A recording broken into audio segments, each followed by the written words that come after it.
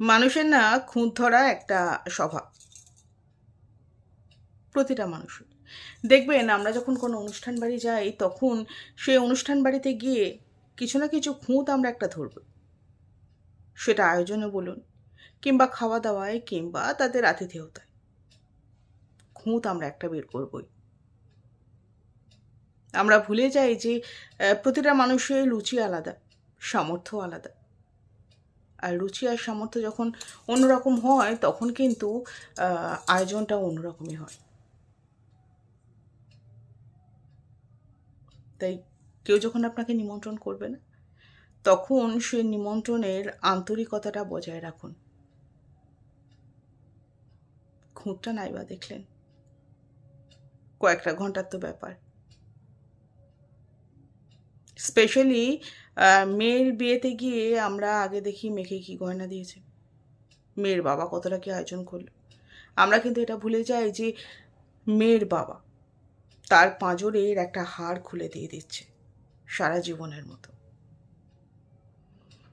মেয়ে যত টাকাই রোজগার করুক, মেয়ে যত নামী মানুষ হোক না কেন, বিয়ে দেওয়ার গুরুদায়িত্বটা বাবার কাঁধেই থাকে। আর সেই আয়োজনটা বাবা একাই করেন। তাই মাংস একটু কম সেদ্ধ হলে সমস্যা নেই, নুন হয়তো একটু কম হলো, তাতেও কোনো সমস্যা নেই, প্রশংসা করুন তার। আর এই খাবার নষ্ট না একদম করবেন না, জানেন? অনুষ্ঠান বাড়িতে না এই আমাদের মতন মানুষরা গিয়ে আমরা কি করি যে ঠিক আছে কোনো ব্যাপার নয়, বেশি হয়ে গেছে, ফেলে দেবো, কম করে নেবেন। একজন মানুষের একটা অনুষ্ঠানে তার অনেকটা ধকল যায়, অনেকটা।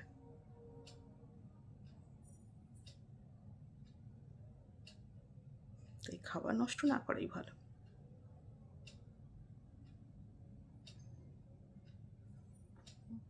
তাই কোনো অনুষ্ঠান বাড়িতে গিয়ে খুঁতটা না দেখে, হতেই পারে তার আতিথেয়তায় হয়তো একটু কম বেশি, অত লোকের মাঝে সেটা হতেই পারে, তার আয়োজনে হয়তো একটু খামতি থাকতেই পারে, রান্নায় তেল ঝাল মশলা কম বেশি হতেই পারে। এটা এমন কোনো বড় ব্যাপার নয়। মানুষের প্রশংসা করুন, যা আপনি বিলিয়ে দেবেন তাই আপনি ফিরে পাবেন।